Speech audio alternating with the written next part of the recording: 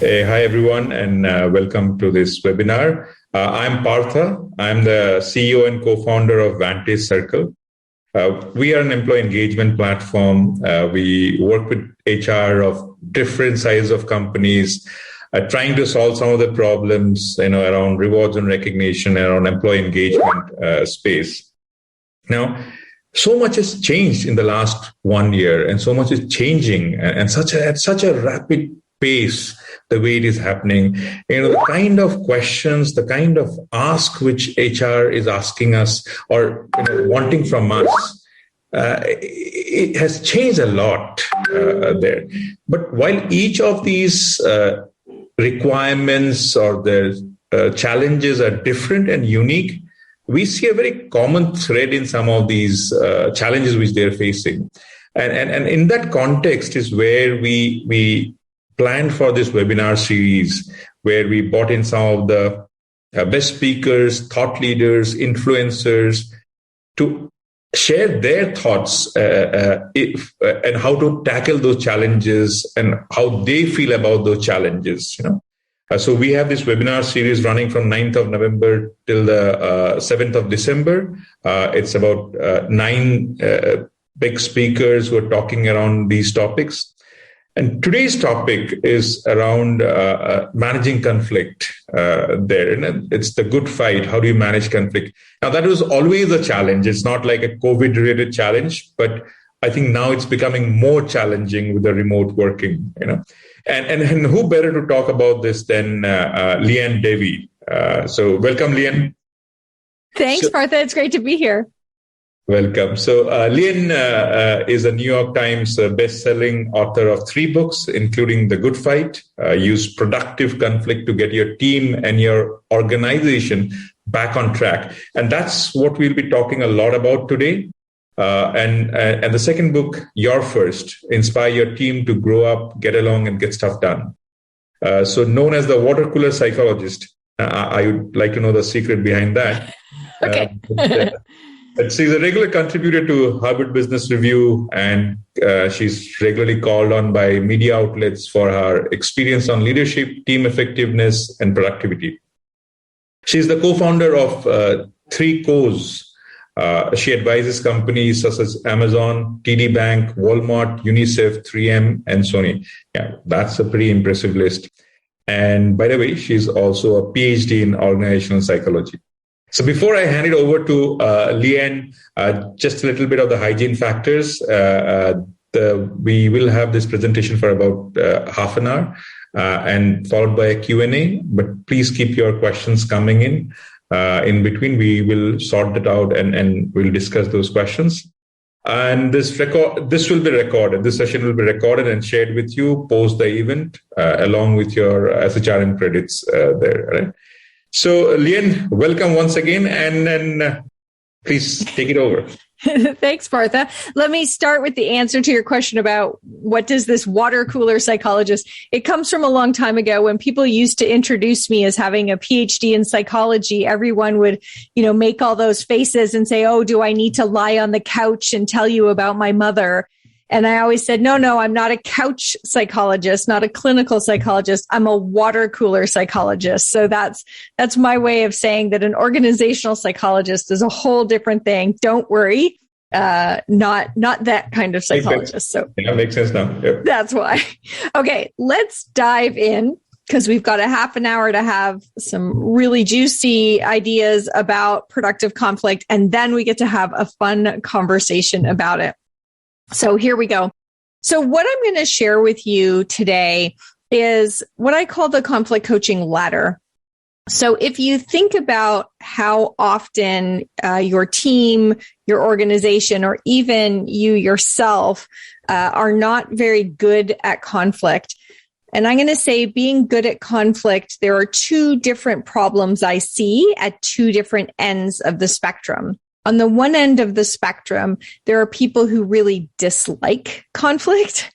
They don't have conflict as often as the organization really requires them to.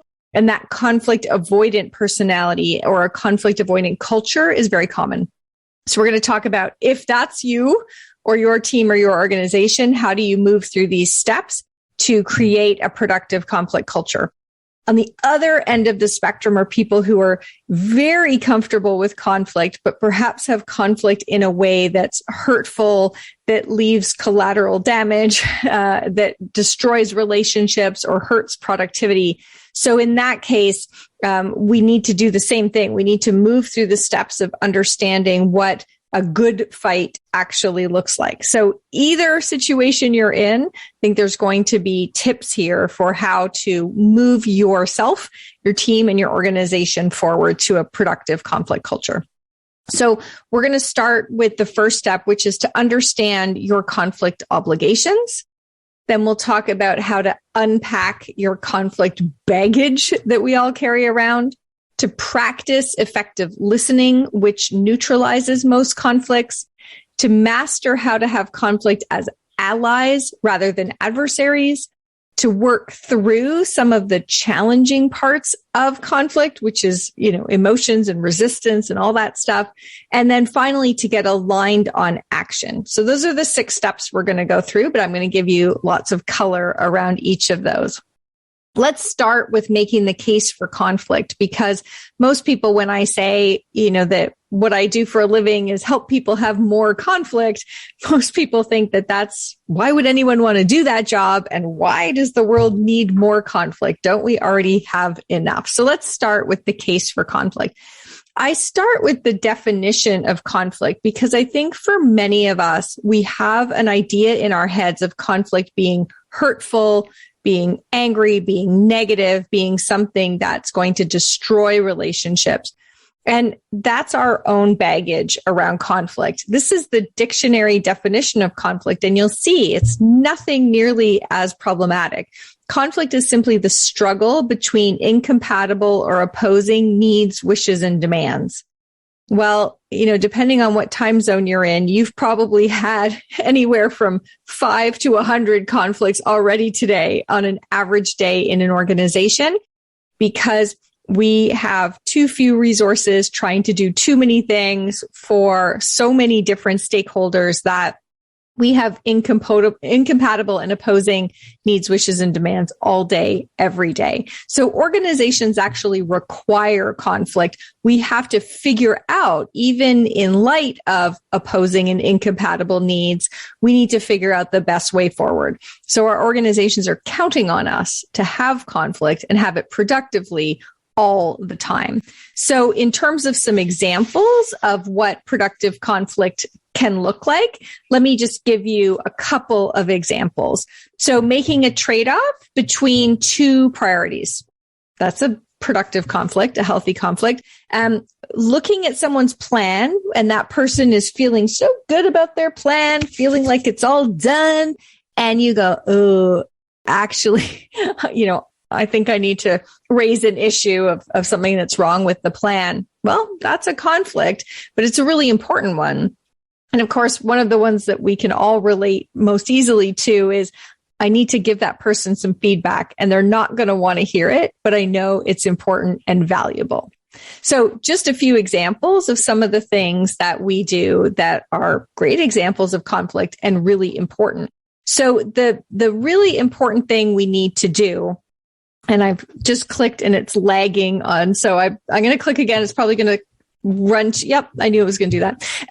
There we go. So the really important question you want to ask yourself is, what are the most important conflicts that your particular stakeholders are counting on you to have? If you're in sales, those stakeholders are probably your customers who are counting on you to go fight with the supply chain folks to figure out a way to get them that order. And if you're in operations, it may be that your most important stakeholders are really the people on the production line who need you to, do things in a way that's consistent and scalable. And if you're in quality, your stakeholders are the regulators. And you know what? We each have stakeholders and important things that we need to fight for. They're counting on us to fight for them. And if we stop thinking of conflict as being someone who's destroying relationships or hurting the organization and start seeing it as this is my obligation. That my role is here to make sure I fight for these things that are worth fighting for. So that's a really big change in our mindset. And it's the first step in the ladder in terms of building a productive conflict culture. So start there. Okay. So next up, we have to understand and deal with our conflict baggage. And conflict baggage is really about all the stories we tell ourselves. And in my case, it's not my own voice I hear in my head. It's the voice of a variety of people from my youth, from my childhood, that I still hear giving me messages that are anti-conflict. So I can hear my grandmother saying, if you can't say anything nice, don't say anything at all. Or I can hear, an adult who got so upset if I said anything that made another kid cry. Now look what you've done. And I learned that, apparently I'm not supposed to say anything that might be upsetting because somehow somebody else's emotions are my fault. And I can still hear my grade 4 teacher, Mrs. Rankin, and she used to tell me to mind your own business. And, and those so many voices in our head, whether it be our dads or whomever else who told us not to speak up to those in power and instead to kind of tough it out and go along to get along. So this is my itty bitty shitty committee, I call them. They're the ones who give me bad advice and whisper things in my ear all the time that have made me a very conflict avoidant person. I don't like conflict. I would avoid it if I could. And I had to write a book about it to get better at it. And it's very good accountability when you write a book about something, because then everybody looks at you like, well, you're the conflict lady. Shouldn't you be doing a good job of this? So it's excellent accountability. So understanding your conflict baggage is really important, and understanding what are the stories that you tell yourself about conflict, and asking, do those stories still serve me? Are they true? Is it good to go along to get along? Or is my organization counting on something different? Do I need to be worried about saying something important because it might hurt someone's feelings? Or do I need to learn a way to say those things in a way that's kind? Am I really going to get fired if I say something that's important? Probably not. So challenging your conflict baggage, that's the second step in the ladder.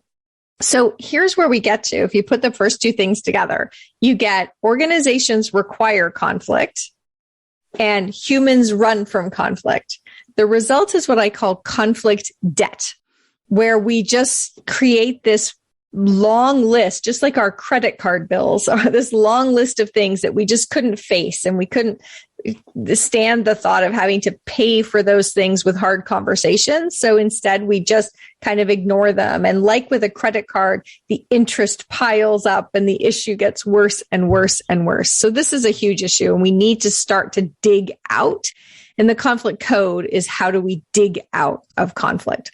So this is a really important idea. One of my favorite quotes from The Good Fight, which is that facts don't solve fights. And so often we throw facts at fights and wonder why we're just fueling the fire. And it's because fights are not about facts. They're about something much deeper. They're about our values and about what we believe and what we care about and what we want and need to be true.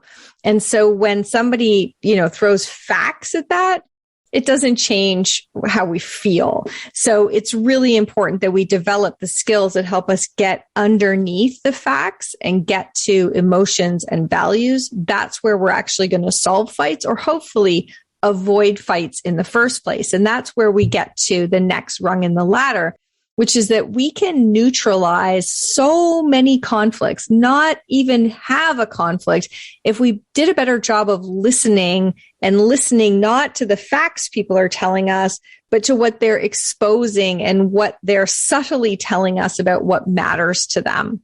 So here's what I call, this is just my phrase I use for myself, and you're welcome to use it, level 3 listening. And level 3 listening comes at in 3 different ways. So the first level is actually something I learned many years ago from a Chinese gentleman who showed me and drew for me the Chinese character for the word listen, which is made up of the character for the ear, the eye, and the heart. And he said, we only listen when we listen with all three. So the question here is, what percentage of information that's being put out am I actually picking up? Am I listening not only with my ears, but am I making eye contact? Am I listening openly with my heart? Then we can get to the second level of listening, which reflects this idea that in any kind of communication, someone is communicating facts, they're communicating feelings and emotions, and they're communicating values and beliefs. So the next question is, how much am I just listening to the superficial facts and information versus getting to the stuff underneath, which is where the meaning lies and where the solutions lie? And then, the third level is so hard. I do this for a living and I struggle with this. The third level is about how much of the time when we're listening to someone else or pretending to listen to someone else, we're actually listening to ourselves. We are narrating as they talk, and we do a variety of things. We judge them. They're like, oh, this is lame, or they're saying that they, didn't get to it, but I think they don't think. We're judging them, or we're defending. So if they're giving us some feedback, well, I didn't have a choice. That wasn't because of me. We defend. And the other thing we do is we actually empathize or identify with what they're saying, which also causes us to stop listening. So if someone's explaining a problem, you think, oh, I remember having that problem. That's just like when we won the big Acme. Well, even if you're empathizing with them, once you start to tell yourself your own story, you're not listening anymore. And that means you're probably projecting onto the situation a solution that works for you or would have worked in your situation, but not necessarily one that works for them. And that's where it starts to feel like friction. They're like, are you not listening? And it's really unproductive, unhealthy conflict. So when we listen at all three levels, we can neutralize the vast majority of conflicts. Conflict won't even start. But for conflicts that have started, we're much more likely to get to a resolution because it's not the facts that are going to solve the fight. It's all the other richness beneath that. So, ask yourself, work through these situations. What percentage of the information being communicated am I picking up? How much of the meaning am I getting? And then how often is the dialogue actually just a monologue in your head? These are great ways to get better at much healthier conflict. I use this visual to just remind myself, I got to get the gauge all the way up. I got to listen with my ears, with my eyes, with my heart. I got to listen for facts and feelings and values. And I have to make really sure that I'm not judging or protecting or identifying, because all of that takes away from effective listening. So the next step in the ladder, if we've realized that, okay, I know what I'm fighting for. Second, I've addressed or unpacked that baggage I have and kind of fixed my mindset that conflict can be healthy. And then I've neutralized so many conflicts and set myself up for resolving other conflicts by being better at listening. The next step is to avoid invalidating, to learn how to have conflict as allies rather than as adversaries. And that's not what our default is. Our default when someone says something we don't like is to contradict them or to disagree with them or tell them why they're wrong or just ignore what they said and keep going. And all of that flags to the other person that, oh, this is an argument. And that's when they get defensive. That's when they dig in. And that's when we're in trouble. So you might invalidate somebody by just throwing in your opinion without saying anything or acknowledging theirs. You can invalidate someone simply by just turning your eye contact away from them and kind of ignoring them. So there's so many ways that we invalidate people. But when we invalidate people, we set things up to be a very unhealthy fight. So think about, all right, how am I doing that? How am I making the other person feel like I'm not interested, I'm not listening, I'm not understanding? And what can you do to change that perception? And the most important thing you can do is to learn to validate people. So validation is not admitting that the other person is right. It's not agreeing with them. None of those things. Instead, it just means I believe you have a right to say something. I am interested in what you have to say, and I'm going to kind of add that to the equation without agreeing at all. So all you do is you say, okay, I hear you. So you think that we need to cancel the customer event next quarter and instead invest the money in an employee event. Maybe that's an example. It doesn't mean you agree with canceling the customer event. And it doesn't mean you agree that you should spend the money on an employee event. All it's doing is saying, have I heard you correctly? And making the person feel heard and understood. Then you can ask a question. Okay, what's behind that? What are you imagining? What are your concerns about investing in a customer event? What are your concerns about not investing in the employees, et cetera, et cetera? And in that question, now you're going to open up so much understanding of what's going on for them. When you can get a hold of it, when you get a sense of it, that's a great moment to then say, okay, so for you, this is about making sure our employees can tell the story of our products before we go directly to tell our customers about it. Otherwise, in our sales model, if our customers interact directly with this frontline sales folks, they're going to find that the sales folks aren't informed. They're going to get frustrated and it's going to derail things. Okay, I get it. Then you have an opportunity to add your own truth, because the way humans work is we work in reciprocal interactions. Because you've shown the person the respect, you've listened to their concerns, you've asked more questions, shown curiosity, and taken the time to state their experience or their perspective or opinion as if it's true. Now they're going to return the favor. And you can say something differently. You can say, here's what I'm worried about. That extra quarter it would take to do the employee event first. We know the competition is going out a month from now. We lose our first mover advantage. How might we make sure that our team is ready to go, but in an accelerated way that allows us to move ahead with a customer event? Then you're problem solving like allies. I've got one problem, got to make sure our employees feel knowledgeable and confident in talking about the product line. And a second problem, got to get out ahead of the competition. How do we solve for that situation? It's much better to be problem solving together rather than fighting. So how can you get to that point where that's what it feels like? And the final idea in the ladder is about, unfortunately, we tend to think that conflict, I always think of this with the example of tennis. It's as if people think all they need to be good at is the serve. And if they get a really powerful serve, that it's going to just be an ace. It's going to hit in the other court, go out. It's going to be like, I win, done. And we don't have conflicts. And even in tennis, we don't score very many points on aces. There's usually quite a bit of back and forth. And that's what you need to prepare for in being good at productive conflict. You have to prepare for resistance, prepare for emotional reactions. All that stuff is normal, and it's not a sign that you're doing it wrong. So if you have that mindset and if you have a few skills around dealing with resistance, you won't have that same reaction that, conflict is so unpleasant or uncomfortable. This is just a natural part of that volley back and forth.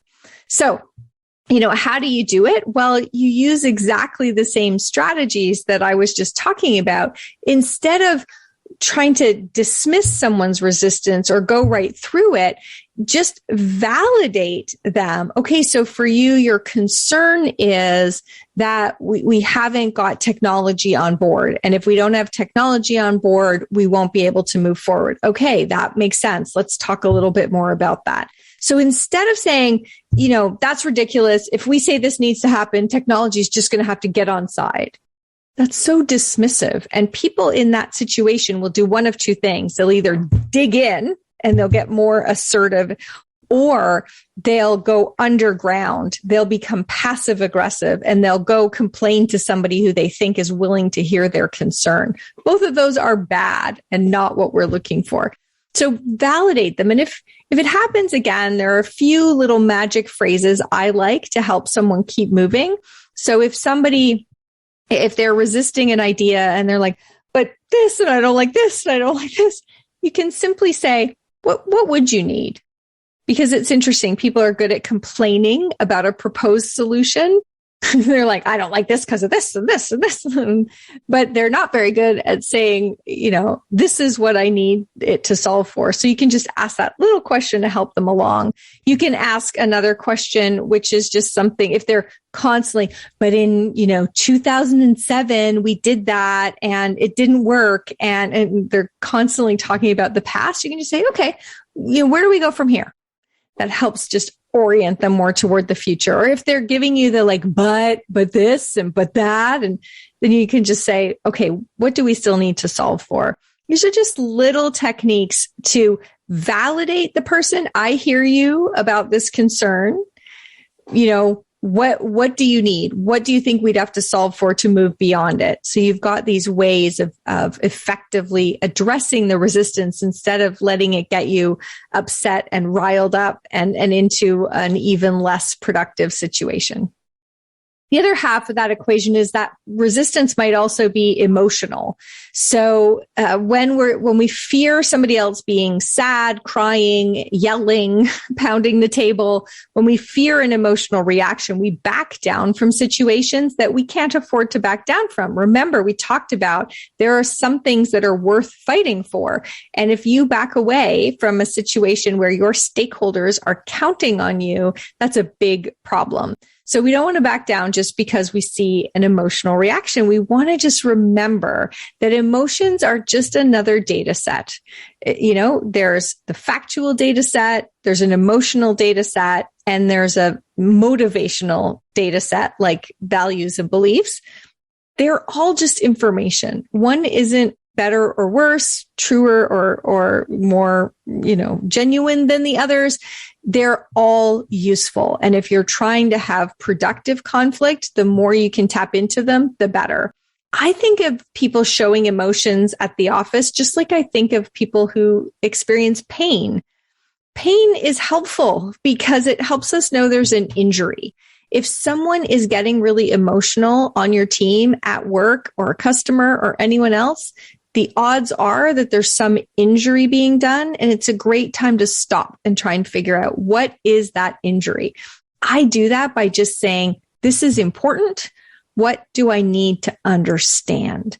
Then I leave them at least 90 seconds to 2 minutes of space to start to figure out and put words to what's going on. The vast majority of people the emotion will start to dissipate and they'll be able to start answering that question for you. That's what you really, really want. The injury is at the level of values. It's funny because sometimes we think that the emotion is the injury. It's not. It's just the pain. It's the symptom. So we got to get down to what is it that they're imagining and how does that conflict with things that are important to them or those sorts of things. So how do we get to that level? If facts don't solve fights, which I promise you they don't, the emotions are the clues we need to get to the values and beliefs. That's where that conflict resolution will lie. So how do we spot the emotional reaction? Think about and test some hypotheses and ask some questions to understand what's beneath that. And that's our opportunity to change things for the better. So the last thing is just, I find when we have these hard conversations or even just a normal meeting, we kind of run away without doing a good job of making sure we're all aligned. So if we run so fast, we go from one Zoom call to the next. And when we do that, we leave not being clear on who's agreed to do what. And then we let each other down. And then we stop trusting each other. It was all just because we were sloppy rather than tidy in how we ended a conversation. So it's really, really important not just to be like, so everyone good here? because most people are just going to nod and run off, but instead to like actually close the conversations really, really well. I like to leave 10% of any meeting as an example to close the meeting well, to say, I'm going to project, here's what we've all agreed to doing this. This is who's on point. Here's when it's due, making sure that we all understand and making sure that any questions that aren't clear, like who's doing what to whom by when or why, you've had a chance to answer all of those sorts of things. So when you do that, it's what I refer to. I steal the term from gymnastics. It's sticking the landing. And sticking the landing is so important because if we don't stick the landing of what we've actually agreed to, we tend to have more conflicts, pop up afterward because people are like, I thought you were doing this and I thought you were doing this. And that really erodes our trust. So building a productive conflict culture in your organization, help everyone and you first, because that's why I wrote a book called You First. If you want healthy teams and healthy organizations, you go first. So the first question for you to ask, and then to ask of your team and your organization, what am I fighting for? Who am I fighting for? Can everyone understand their conflict obligations? What stories am I telling myself? What is all my conflict baggage? Who's on my itty bitty shitty committee that's telling me things that is out of date and not helpful? How can I get better at picking up the clues about what's really going on? And how do I practice level 3 listening so that I can neutralize many conflicts and make sure I'm quickly getting to the heart of others? How do I identify the other person's truth? Right? What is this about for them? What are they trying to solve for? We don't often have fights that are actually disagreeing about one given solution. We usually have fights in organizations because I want to solve this and you want to solve that. We haven't figured out we're solving two different things. So your solution to this problem doesn't work for my problem. So I don't like it. But I haven't figured out yet that we're actually trying to solve two different things. So how do I get to their truth? Then we can problem solve. And then am I ready for when things go sideways? Can I work through emotions? Can I actually realize that facts aren't going to solve fights? And then have I made sure everyone understands what they're committing to? And I'm sticking the landing. That's a good way to make sure we don't have conflict rippling out. So that's it. So can't wait for your questions.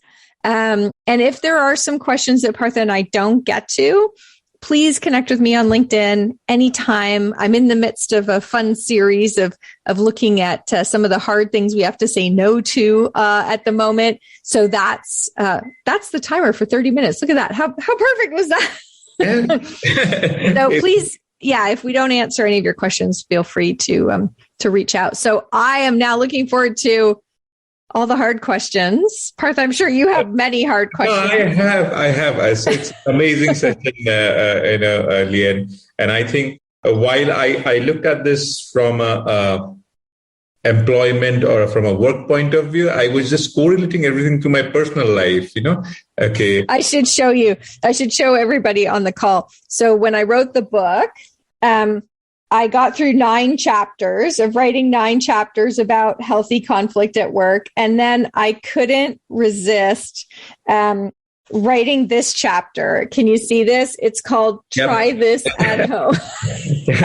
And it's all about productive conflict in marriages and parenting and volunteer organizations. And so I'm with you. It does definitely apply. I was reading more to that, and I think the points which you made, looking at conflict in a positive way, and when I just think about it a little bit deeper, it totally makes sense to me. So as the founder of this company, when the conflicts are not there, when the conflicts are there, you feel some emotions at that point of time. But if it was not there, we would not have made the progress. I have opposed so much of my co-founders' ideas, and he has opposed so much of my ideas. At the time, we are like really angry. Okay, why don't you do this? Just why don't you get my point? But when you reflect back on it, I can see that has what has helped us make the progress there. and I think I should buy this book and give it to all our employees. It will just make my life easier. And you know what? We often find CEOs are the ones who understand it, because all of the conflict comes up to conflict that has to happen in a CEO's own mind. The CEO has to think about the shareholder, the customer, the employee, so they're already aware that these productive conflicts are going on. Mostly they're just going on in their head at 2 a.m. So they get it. But even when you get to the members of the executive team, even at that level, they already don't understand that conflict is important and productive. So yeah, I think it's why the book is done so well. So many CEOs saying, please, I need them to understand. This is just a given. And I allow sometimes, many times I allow the conflicts to be there, and I can just walk in there and say, this is the right answer. In my view, okay, this is the right answer. Let's do this. End of conflict, Yeah. But I said, no, you solve it. You fight it and solve it over there.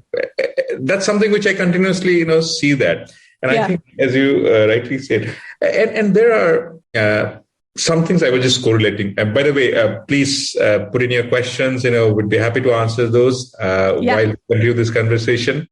The institutional no. Okay, it's easy to say no to something because it's very difficult to find the cost of a no. Yeah. No, we shouldn't do this.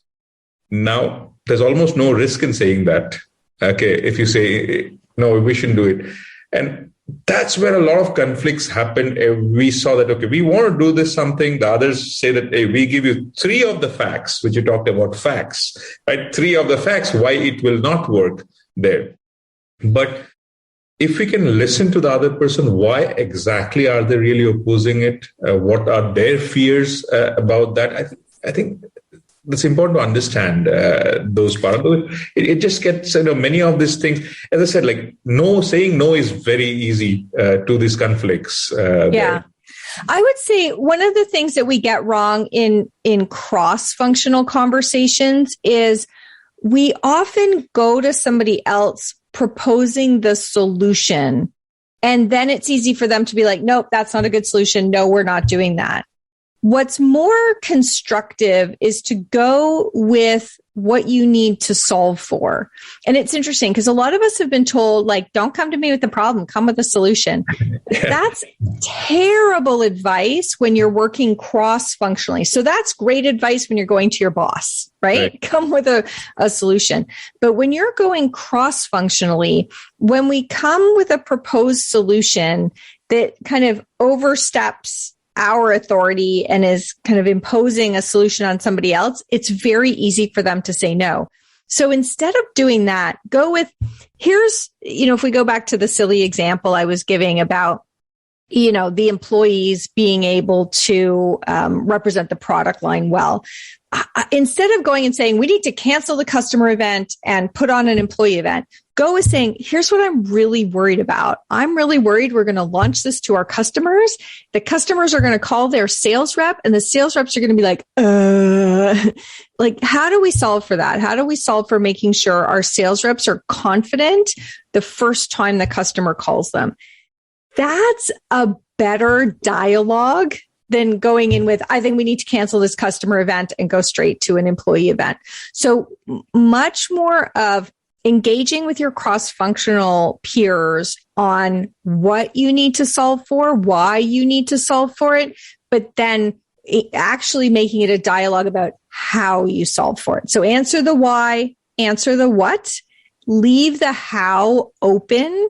It'll feel more collaborative. It will be much less likely to get rejected or to have people resist it. So that's a real hack, a real tip for people that I think we get that wrong cross-functionally all the time.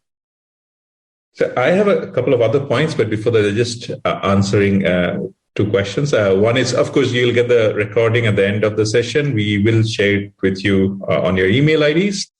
And the second is a statement. I'm not sure whether I get that very clearly. Are you able to read that, or should I just? Yeah, I love it. So, thanks, Ash, for that comment about how effectively it works with neurodiverse people as well. Absolutely. It's interesting. A lot of the techniques in the book, there are just so many techniques I couldn't go into today, but a lot of the techniques are built for, more effectiveness with a much greater diversity of people. But the other thing is, conflict when we're working cross-culturally is very challenging, right? American standards about conflict are different than South Asian or East Asian standards. Throw in an Israeli to the conversation, and all of a sudden it's so different. A Latin American will come with a very different feeling.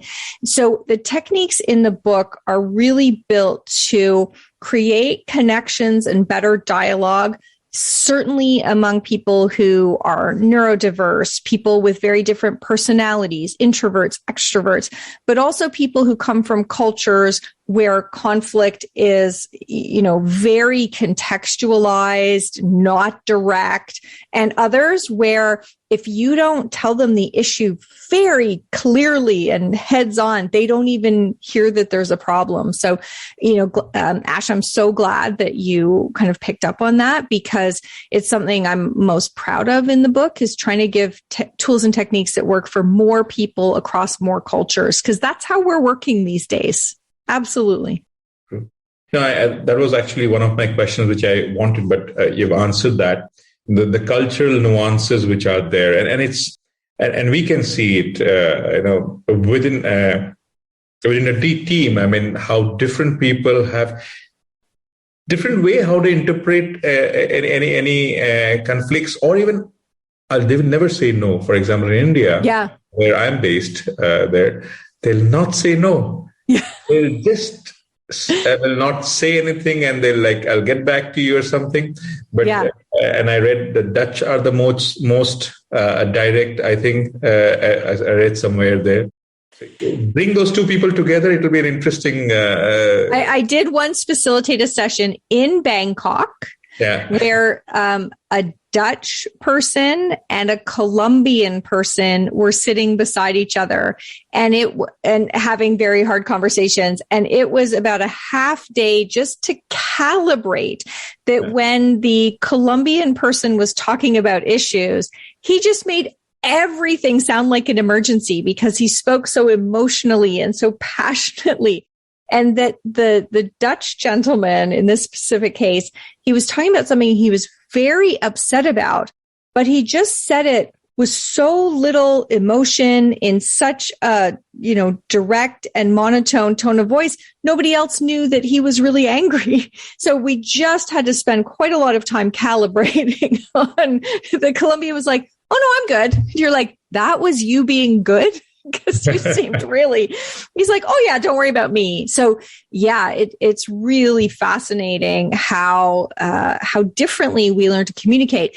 One of the reasons that I've switched to the very first rung in the ladder is helping people to understand that conflict is not about you or what you like or what you need.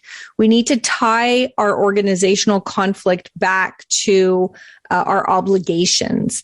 When it's more of an obligation, I understand that, if I represent the suppliers and the suppliers would be in a very uncomfortable position if I don't advocate for them in this moment. Okay, I know I can rise to the challenge to advocate on behalf of the suppliers or whomever else. So cross-culturally, it seems to work more effectively to help people understand that their conflict is an obligation to people outside of the organization. That helps them to kind of overcome some of the personal taboos around conflict. And if the senior people have endorsed this and said, this is why I need you to, disagree with me and with one another. So that idea, that very first rung in the ladder of understanding what you're fighting for and whom you're fighting for, is a very important first step. Right.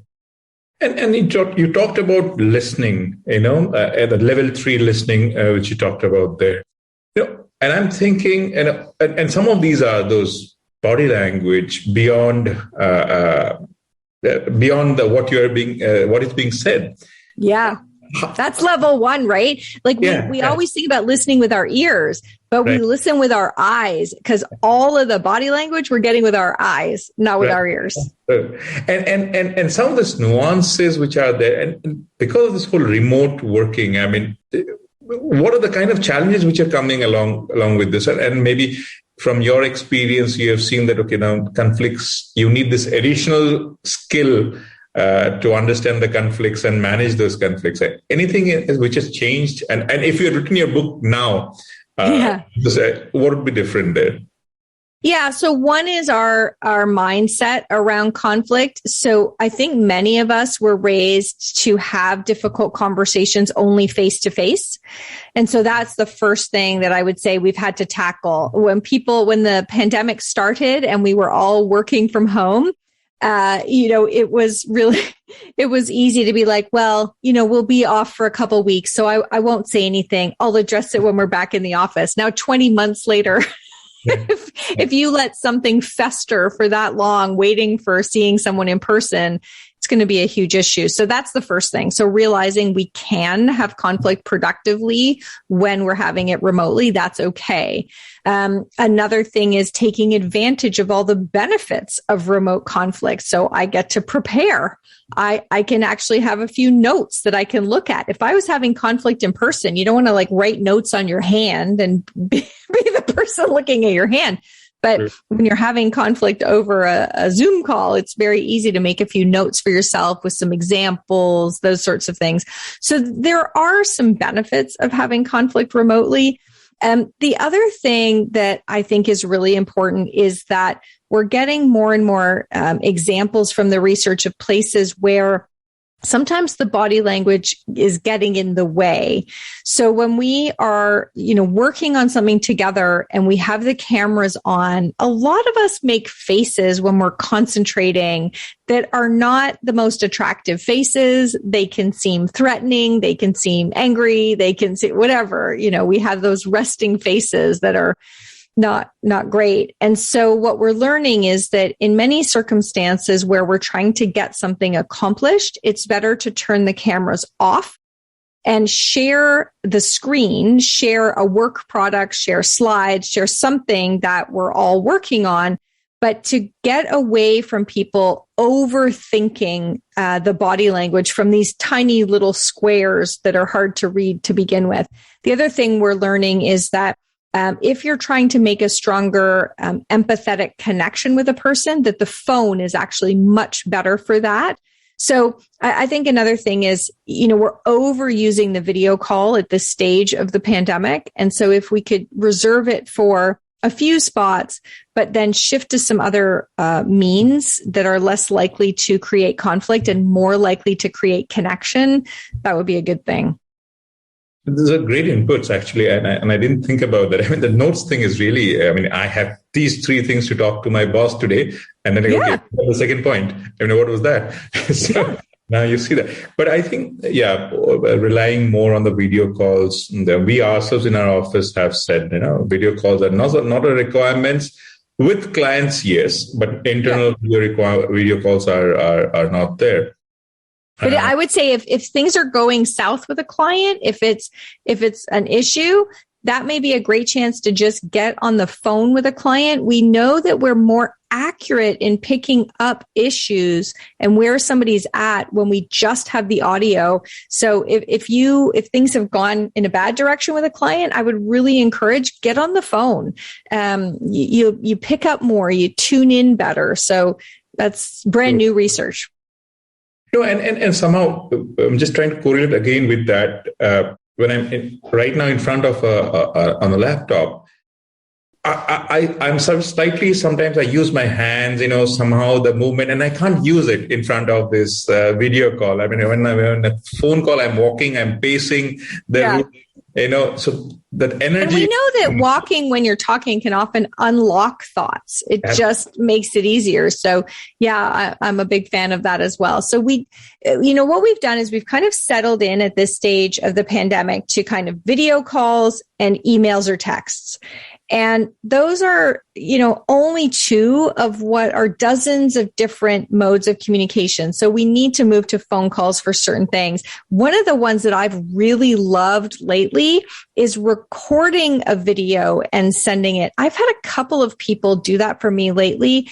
It's so wonderful. You get the rich communication, but it's usually much faster. I had a client, we were trying to prepare for a session I'm going to do for him.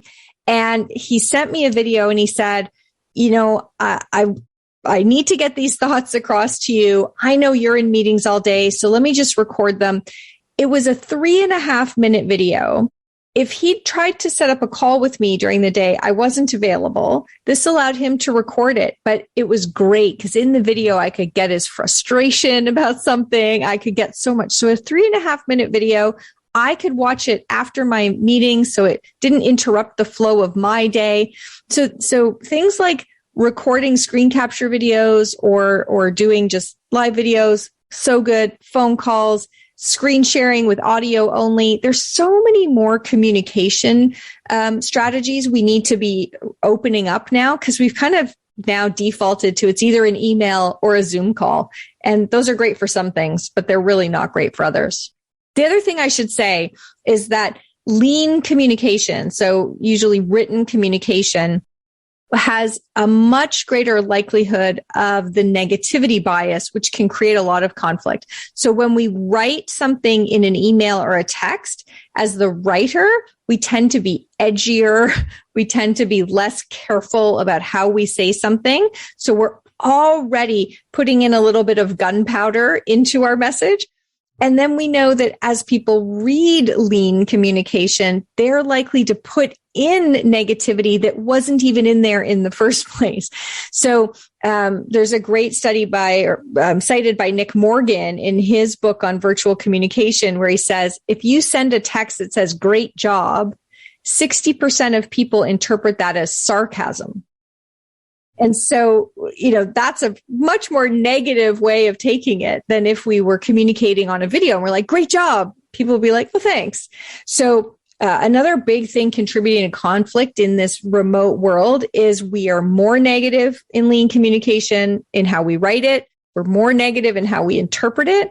So do pick up the phone or get on video in some places where you can avoid conflicts in the first place, not let them get started because we're not having that same misinterpretation. So that's another big risk when it comes to conflict in remote teams. And you're so right about the email.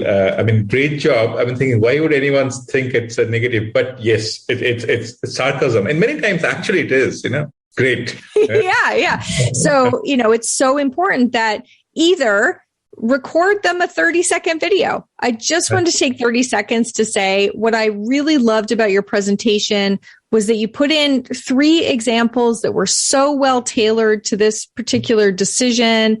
And, I feel so much more confident making this decision after seeing those examples. Thanks so much. If you recorded that in a video and sent it to somebody, so valuable. I just said that in 20 seconds, 10 seconds. And so there are things we can do to improve our communication, reduce unnecessary friction in the remote environment. We just have to take the 20 seconds to do it. Great. So the last point I think I had when you were talking, and you talked about the conflict debt. I'll leave it at that. And then that is the last question. So could you just give a little examples on conflict debt? That be So let's stick with the hybrid environment because this is a conflict debt that I'm seeing a lot. We're on a team, MS Teams call. And we've been covering a bunch of agenda topics, and now it's my turn. I'm going to present my project that I'm so proud of and feeling really good about. And right as I share my screen, I notice you turn off your camera. And I go, and I start to tell myself a story. Like, Parther's not interested, or he doesn't think my stuff is good, or whatever else. He's disengaged, or he's not taking any accountability for. I start telling myself a story. Conflict debt is when I decide that I'm not going to say anything to you. I'm just going to keep it to myself.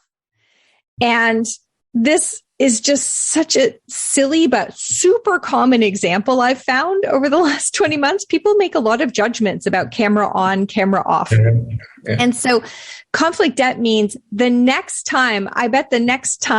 week you're doing a presentation and I'm like, he didn't seem to think my presentation was so important, so I'm going to switch off my camera for his.